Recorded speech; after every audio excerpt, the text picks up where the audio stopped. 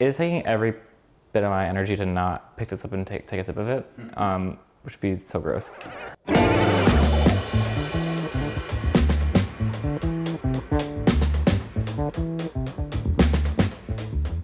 JB here, and today we're making a chicken of the woods coconut curry. This is designed to be a really easy entry point to trying different wild mushrooms in your weeknight cooking. So we're working with chicken of the woods mushrooms. If you think you're not a mushroom person, this one is usually pretty universally liked. Chicken of the woods has a distinctly like chickeny texture. So this one's a little bit more mature, but you can see like the kind of like sinews and like the meatiness of it. It's also got a flavor that's like pretty mild in the mushroom and has a little bit of that like poultry-esque moment to it. It is like a very mild mushroom. It's not like that button mushroom, like earthy, funky moment. It's pretty mild. There's a little sweetness to it. And then it takes flavor on really well. It absorbs flavor really well. So if you spice this or season this the way that you would chicken, your brain is gonna make all those connections with the texture, and it gives you that really chickeny mouthfeel. My partner, who's a total carnivore, swears that Chicken of the Woods chicken nuggets are his favorite version of chicken nuggets. For the chickens, I don't really wanna like cut these up. I don't need to like make these look pretty in this case. I kind of like the natural texture. They've got such a beautiful, awesome fun shape. So I'm just gonna tear these up, and I'm not gonna go too small on these because they're gonna shrink down a little bit as they cook. So even some of these bigger pieces are gonna be kind of nice just to see like floating in the pan. So you'll notice that these chickens are a little bit more mature. Some people like them all, like really, really young when they're just past pinning or they're super tender and juicy. The good news about this recipe is that they're gonna be simmered out low and slow in a really fatty liquid, that coconut milk. So it's totally fine to use more mature chickens in this case. If it's also not chicken of the woods season and you have access to dried chicken of the woods, this is a great recipe to use for that. Hydrate them ahead of time, use that soaking liquid in your broth. Got all sorts of options. You can make this year round.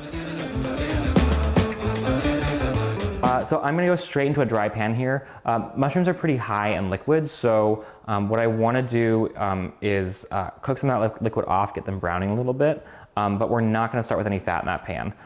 So I'm just gonna go straight into the pan with these chickens. So I'm just excited to hear this little sizzle. Yes, that's what we wanna hear. But we don't need to be this precious about all this. Again, we don't want too much like layering, but it's okay if there's a little. We can just get these guys in here. Awesome, so these look good. I'm gonna grab another pan to just put on top to press these down.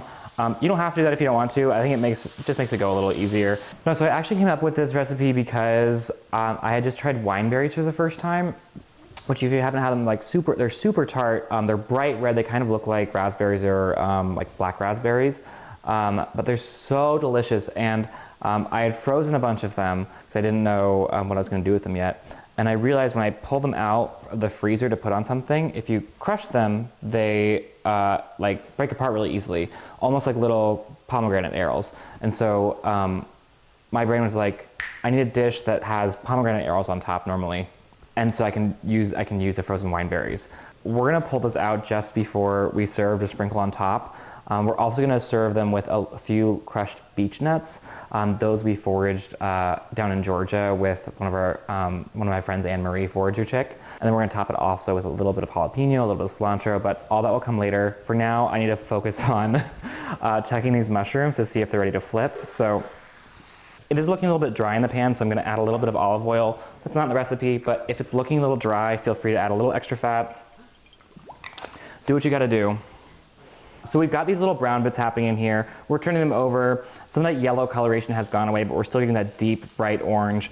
I'm gonna go put these on one more time, and then I'm going to, before we take these out, we're gonna baste them with a little bit more fat. So mushrooms are really high in moisture, but they're not very high in fat. So when they release those out, they tend to get a little bit tough and a little bit, of course, dry. So what we wanna do is add enough fat back into them to make them feel like unctuous and tasty and super flavorful as you're eating them. So for this recipe, I'm using ghee. If you don't have ghee, totally fine. You can use butter, you can use any neutral oil, even like a mild olive oil. I'm using ghee because this recipe is inspired by I have a few different curry recipes that I found over the years from some of my favorite North and South Indian chefs and content creators. So if you want to learn more about this type of cooking or about these types of curries, I really encourage you to go learn directly from the creators who come from the culture that they're cooking from.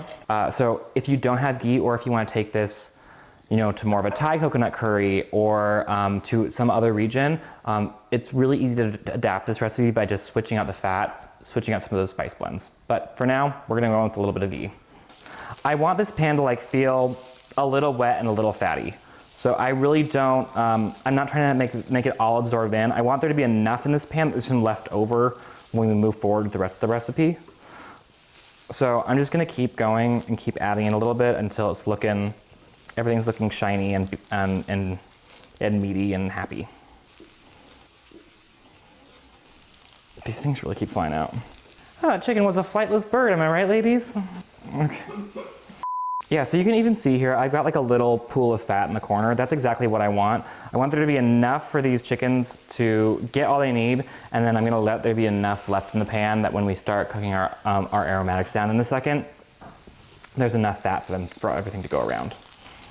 Sweet, these have had more than enough time on this pan. We're just pulling these guys out of the pan now. You can see that some of these pieces have, you know, like quite a bit of browning on them.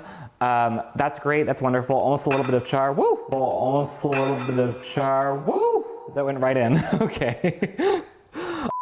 You may have also noticed that I didn't salt these. If you're a salt fiend, go for it, but this is about to get covered in a vegetable broth that's already pretty salty, and then we're gonna season the whole dish while it's slow simmering, so no need to salt these right now. I'm just gonna cover this with this vegetable broth. This is just a cup here. So I'm doing this honestly because I wanna keep these guys kind of juicy before they go into the main thing. I do not need this right now, so this is gonna go over here for a bit. I'm gonna get started chopping on vegetables. I'm just going in with some really classic aromatics here, onion, ginger, and garlic. I'm using a yellow onion here. If you wanna get really fancy with things, or if you feel like you're, you know, a level 14 forager, then feel free to go in with like wild onions or rams. Feel free to go in with wild garlic or field garlic, or even like a field meadow garlic. Feel free to go in with one of like the several different wild gingers that are around. Get fancy with it, but if this is your first time cooking with chicken in the woods, keep it simple, go with what you know. Great, I'm just gonna chop this guy up. So this recipe calls for 2 cloves of garlic. Oh, in this case we might need 1 because this thing is huge. Holy moly, oh, it's 2 in 1, look. They're a little green on top, but that's like, look, it's like they're coming from a little cocoon together, like 2 little caterpillars coming out of a cocoon. I swear I know what bugs are. I'm just gonna give a quick mince on these, nothing special. Break these down. Boop. Garlic's done. Don't need this garlic anymore. Going with some ginger. I think I call for a 1-inch piece in this. There we go. Onions and other aromatics are done. Next up, I'm gonna clean this cutting board off and get the spice blend all prepped, and then we're gonna go straight into the pan and it's gonna be super quick. Next up, we're making our spice blend, and again, this is a time of the recipe that you can totally go off the rails. This one we're using garam masala because again, we're working off of a Indian-based curry. If you're in America and it's your first time learning to cook Indian food or looking to just step into that space for the first time, I really recommend Priya Krishna's Indianish, Madhur Jaffrey, Mira Soda, Padma Lakshmi. Wonderful resources out there. Really encourage you to go look those up. So I'm gonna start with this garam masala. This is actually from Fork on the Road up in Massachusetts. It's just a great all-around spice blend. But what's gonna make our curry a little bit special are some of the wild spices we're gonna use in here. So we're gonna start with some coriander, not wild, cultivated in my own garden. And then the 2 that we have foraged are a juniper berry and a spice berry. Juniper berries are these like beautiful blue-purple color. Juniper is really widely distributed. I think this is an underutilized ingredient in a lot of spice cabinets, especially because it's so commonly available. This came from one of our vendors out in, I think it was Kansas. Shout out to Zane. And then the other spice that I'm using here today, that was foraged, are spice berries. Spice bush, Lindera benzoin. So these guys look almost black right now. That's because they're fully dried out. When they're fresh, they're bright red. It's kind of its own thing, but it's also kind of just a good facsimile for any sort of warm spice that you'd be familiar with. I don't have a mortar and pestle with me today, so I'm just gonna crush these and chop them up super finely and then add them to this garam masala to make a little blend. Spice bush, I just like to press it down with the back of my knife. And in fact, I don't even need to do these separately. We can totally do these all at once. Okay, this is looking good to me. I've chopped it up pretty finely. There's definitely some bigger pieces in there. That's totally fine. I'm just gonna take all these spices and get these right into with the rest of my garam masala. And then I'm gonna make sure I spill a lot of it all over the counter. Sweet, okay, this pan is looking good. We're over medium low. And again, I'm just gonna go in with these big chunks of onion. Really gentle sizzle happening, that's great. Again, we want low and slow. I'm just trying to spread these out a little bit. I'm not trying to get a lot of browning on these. I'm not gonna go to like a full caramelization. I just wanna kind of go until they're translucent because I like a little bit of bite in the end product. So I'm feeling pretty happy about these. These are, they're translucent. They still have a little bit of a bite. They're coming to some sweetness. They're gonna keep cooking, that's great. I'm gonna grab my salt. Start getting a little bit in there. We're gonna go in with ginger and garlic next. We're only gonna go in until this is fragrant. We don't wanna burn these because pretty high in sugar. So I'm gonna go with the ginger first. Just stirring those around a little bit. Next up, that spice blend that we made. And the pan's looking a little bit dry, but that's okay because we're about to put in all that coconut milk. This is a full fat coconut milk. This is all going right in. Again, this is that main fatty liquid that's going into things. So this is what's gonna help tenderize those mushrooms in a second. So I just wanna make sure that this is all together and I wanna make sure the heat is coming back up. We already have little bubbles coming up through here. I'm feeling great about that. So here's what's next. I'm gonna get the chickens and the broth inside. I'm gonna add in a little bit of turmeric, bring it all together. This is already coming up to a simmer. I'm gonna make sure this is coming down a little bit. I don't wanna go too hot here. The first thing I'm gonna do is get the turmeric in here, make sure it's well distributed. This is gonna change the color of that pan a lot. Just doing a little stirring. This beautiful golden color is starting to come through, which is kind of funny. It's that same bright yellow that was on the bottom of the pores of the chicken of the woods, before they started cooking. And now I'm just gonna add in the chicken and a little bit of broth to bring a little bit more seasoning to things. Look at that orange and that yellow side by side. Oh, so beautiful. I wanna make sure that we're building a dish that is as colorful and as exciting as the moment that you see it in the woods and you get that burst oh my God, what's that bright, crazy orange thing happening out there. So we're gonna get that on the plate so there's that same level of excitement when we eat it.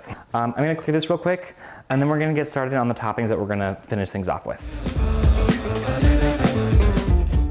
Today I'm gonna top it with some cilantro, a few slices of jalapeno, and then when I serve it, I'm gonna put two things on top that I'm really excited about that I foraged. So the first is the frozen wine berries that inspired this whole recipe.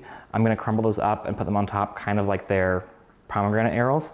And I'm also gonna put on a couple of beech nuts, which I'm super excited about. This is my first time foraging beech nuts. I got these with Anne-Marie down in Georgia this last week. They're like a pretty mildly flavored nut, kind of like a macadamia nut.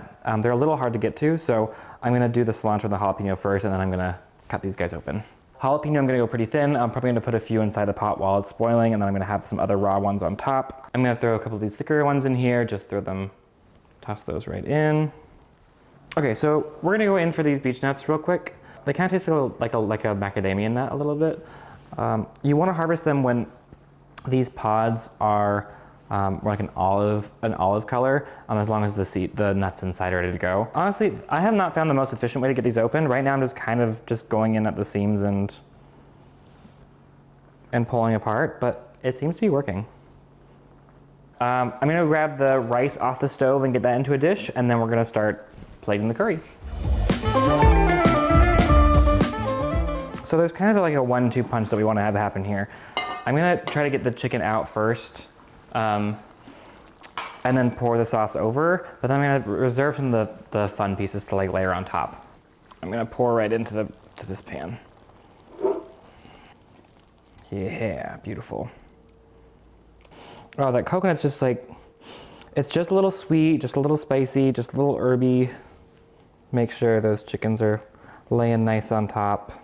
Yeah, so that's looking, whew, that's looking so good. So excited right now. Okay, so I'm gonna go in with that little pop of extra jalapeno, go in some cilantro, a couple of my beech nuts I'm gonna crush up. This is gonna be super subtle, just adding that little bit of fat, that little bit of nuttiness, the way that like a little cashew might. And then it's time for this was all about in the first place for me, those frozen wine berries. So I'm gonna grab those from the fridge. And I have to work quickly here because, so they're only gonna crumble while they're frozen still. I'm gonna crush this real quick and see how that just crumbles out really nicely. And I'm gonna sprinkle those right on top. And I like that little pop of fruit, little pop of sweetness. Oh my gosh, wait, I have some beautiful flowers that I foraged this morning. Just a little something fun. Yeah, I'm excited about this. I mean, look at that. Ah! So this is something I'm really excited to serve.